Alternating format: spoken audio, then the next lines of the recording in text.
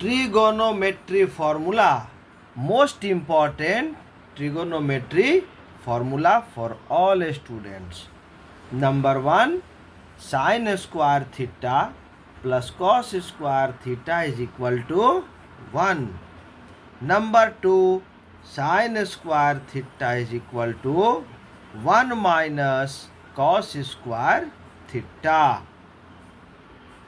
Number 3, cos square theta is equal to 1 minus sin square theta. Number 4, sec square theta minus tan square theta is equal to 1. Number 5, sec square theta is equal to 1 plus tan square theta.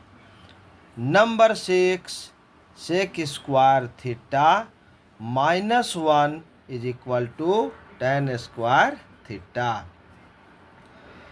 Number 7, cosec square theta minus cot square theta is equal to 1.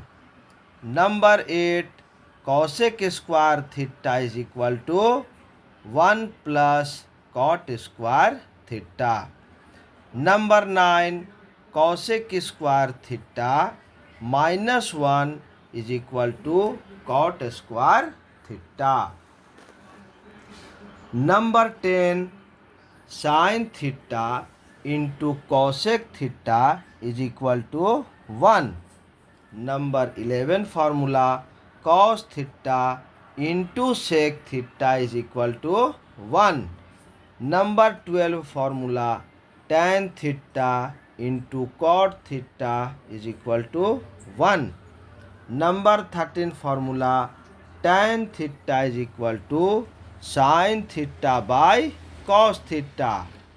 Number 14th formula, cot theta is equal to cos theta by sin theta. Thanks.